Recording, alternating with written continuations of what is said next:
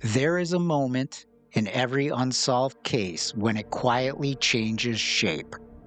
Not when the crime happens, not when the body is found, not even when the footage is released, but later, after the crime scene tape comes down, after the early interviews end, after the cameras leave.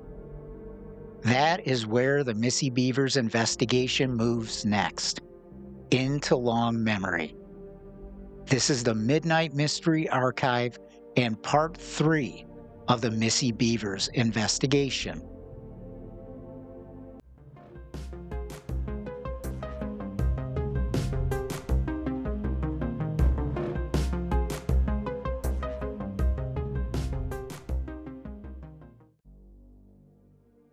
For most people, the Missy Bevers case ends when the headlines fade. But for investigators, that's when the real work begins. Former homicide detectives described this stage as case consolidation, when urgency gives way to structure. No more chaos, no more crowding witnesses, no more rushing conclusions. Just files and questions that don't go away. Midlothian police confirmed that by late 2016, the case had moved into what they described as long-term investigative posture. Not inactive, focused. When police say a case is active, people imagine daily breakthroughs, and that's just not how it works. Active means tips are logged, statements are cross-checked, data is preserved, and evidence is protected from contamination.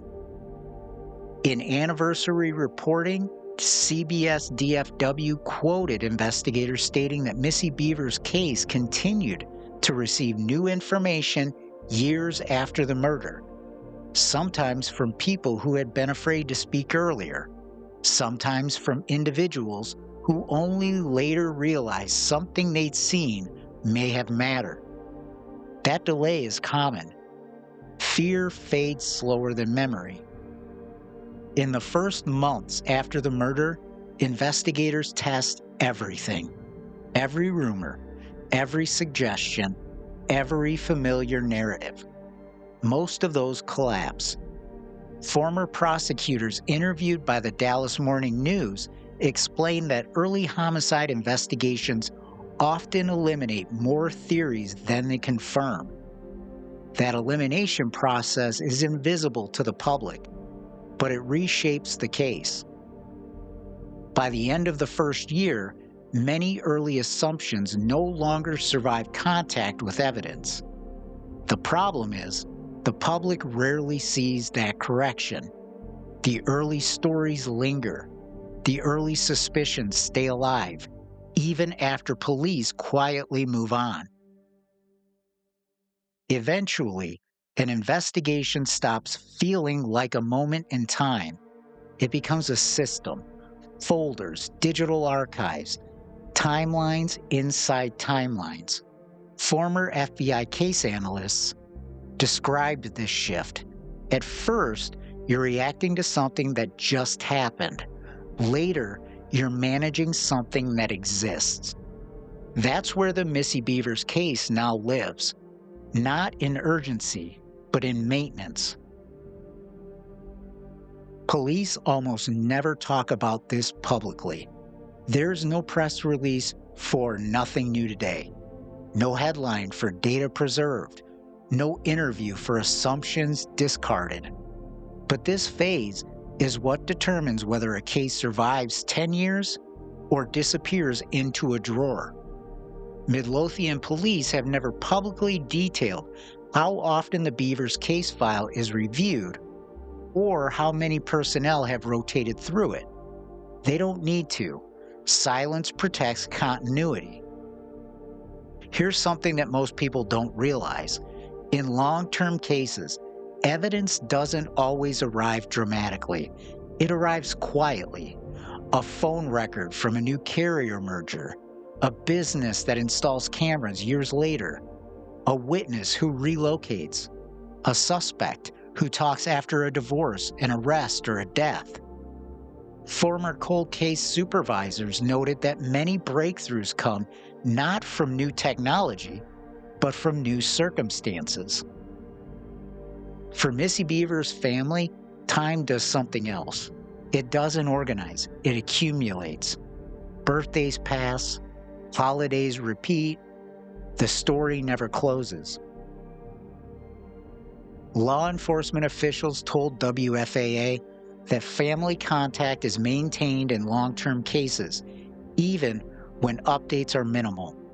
Not because answers exist, but because silence without explanation becomes its own kind of harm. At the beginning of a case, everyone is looking. Later, fewer people are. That's when discipline matters most. That's when documentation replaces instinct. That's when stories must be held still, long enough for evidence to catch up. The Missy Bevers investigation entered that phase years ago, and it hasn't left it since. In 2016, the Missy Bevers investigation depended on technology that already felt advanced. Surveillance cameras, cell phone records, digital timestamps. But time does something unusual to evidence.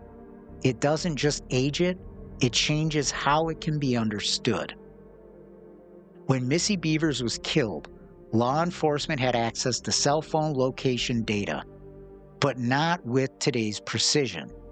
Former digital forensics specialists interviewed by Dateline NBC explained that early cellular mapping often narrowed a device to a general area, not a specific building or hallway.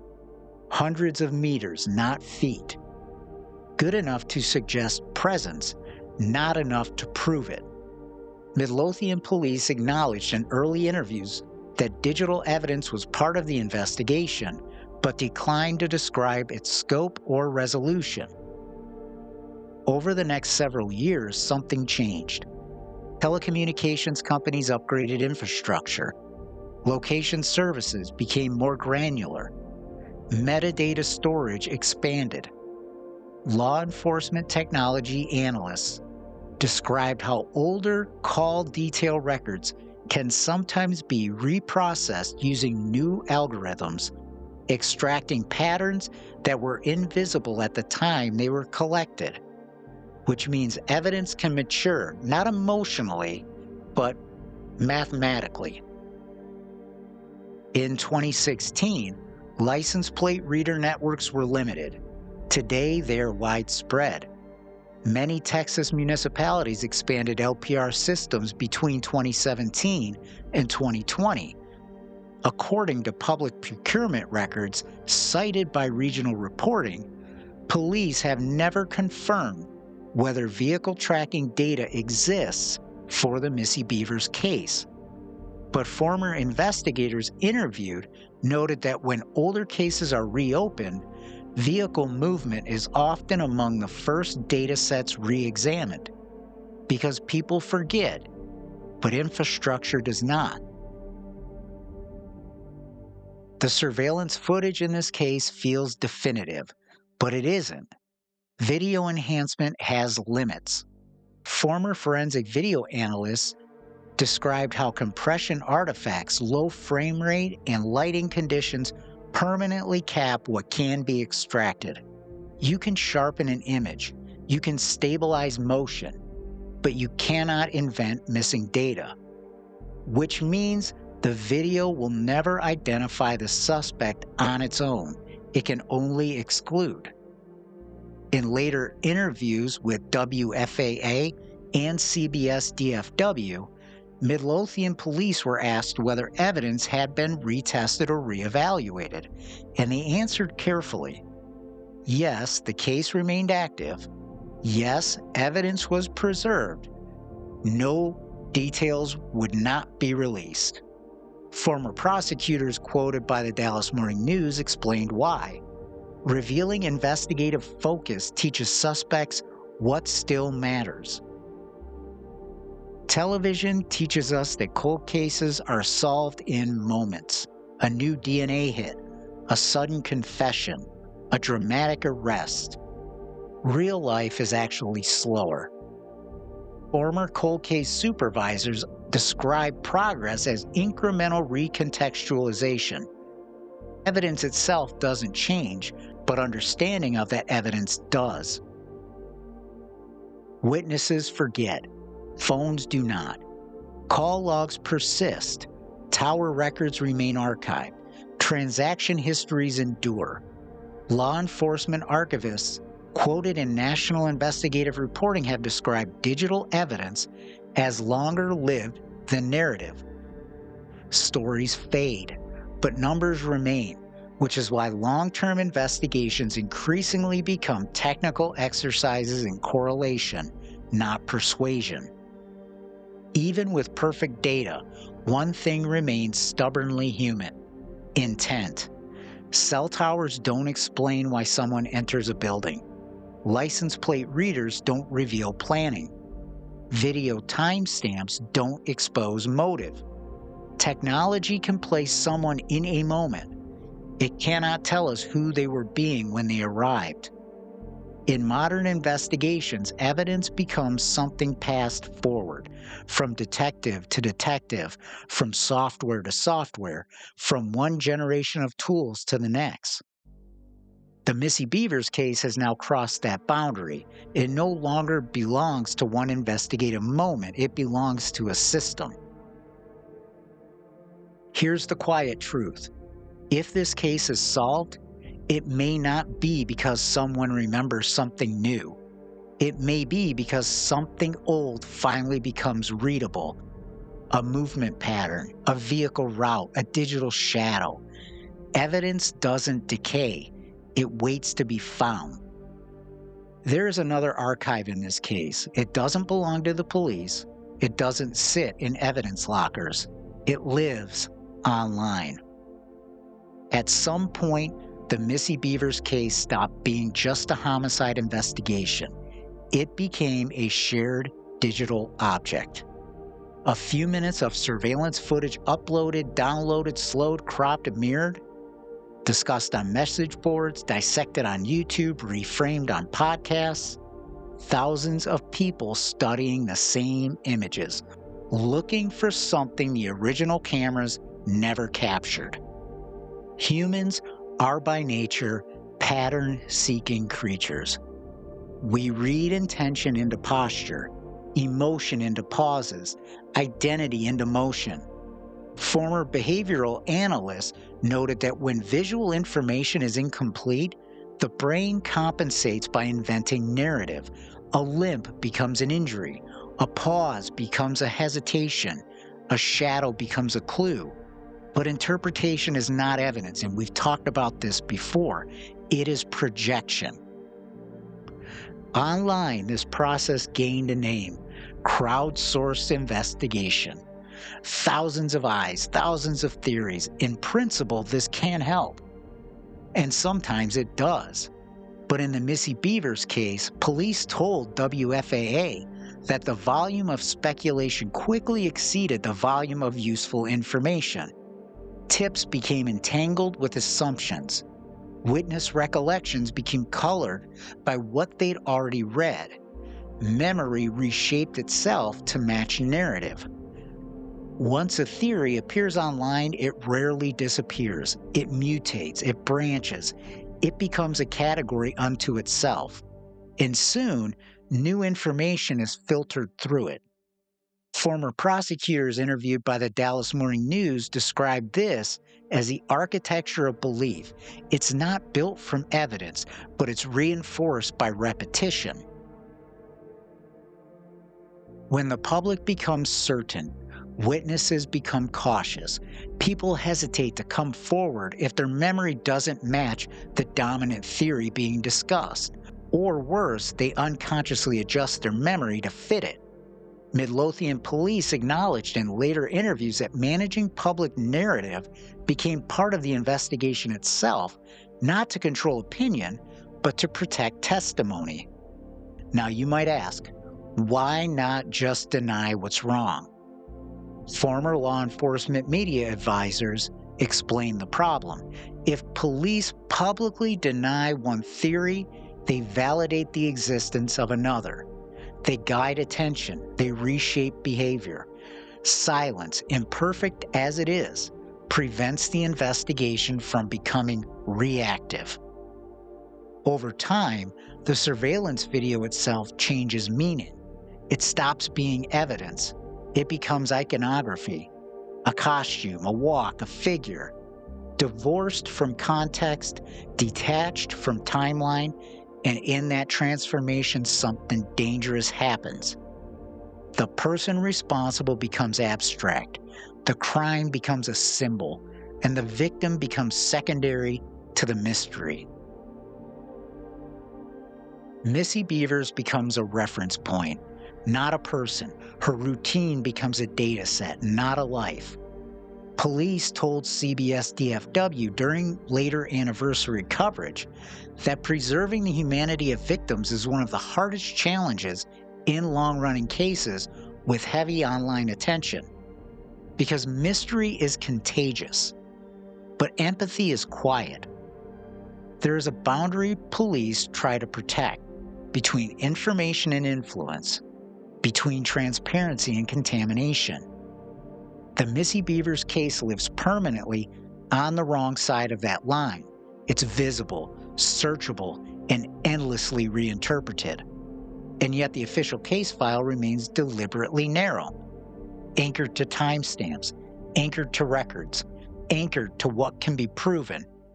Everything else is noise. As we sit here today, there are two Missy Bevers cases. One lives in police databases. The other lives on the internet.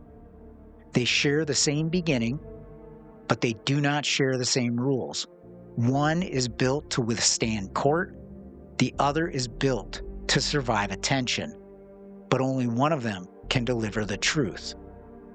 In the years since Missy Bevers was killed, law enforcement has said very little. Not because they have nothing, but because saying the wrong thing can change everything. Across multiple anniversaries of the murder, Midlothian police have returned to the same three statements. They were repeated in interviews with WFAA, CBS DFW, and in national coverage by Dateline NBC. The person seen in the surveillance footage is believed to be connected to the crime. The investigation remains open. No suspect has been publicly identified. Those three facts have not changed. They have not expanded them. They have not softened them. They have not contradicted them. That consistency is rare, and it's intentional. Investigators are under constant pressure to resolve uncertainty. From the public, from the media, from families. Former homicide commanders explain that premature clarity can destroy prosecutions before they even begin. Once a story becomes fixed, evidence is interpreted to fit it. Witnesses unconsciously reshape memory. Jurors arrive with expectations. So police remain careful, even when it looks like distance. On later anniversaries of Missy's death, Midlothian police issued short public updates, not announcements, reaffirmations. In coverage by CBS DFW, investigators stated that tips continued to come in, sometimes years after the crime. In interviews with WFAA, they confirmed that evidence remained preserved and under review. They did not describe how often. They did not describe what kind. They did not describe from whom. Silence is not absence, it is containment. When police say a case is open, they don't mean someone is about to be arrested. They mean evidence has not been exhausted, legal thresholds have not been crossed, the file has not been closed. Former cold case investigators interviewed by CBS DFW described open cases as permanent questions. They exist, they persist, and they wait. No person has ever publicly been identified, by law enforcement as a suspect in Missy Bevers' murder. That absence has fueled endless speculation online. But legal experts interviewed explained why agencies avoid naming suspects unless charges are imminent. Because naming someone creates two irreversible consequences. It reshapes public memory and it alters the suspect's behavior. There is a human cost to this approach. Families are forced to live in suspension. Communities inherit uncertainty. Questions remain unanswered.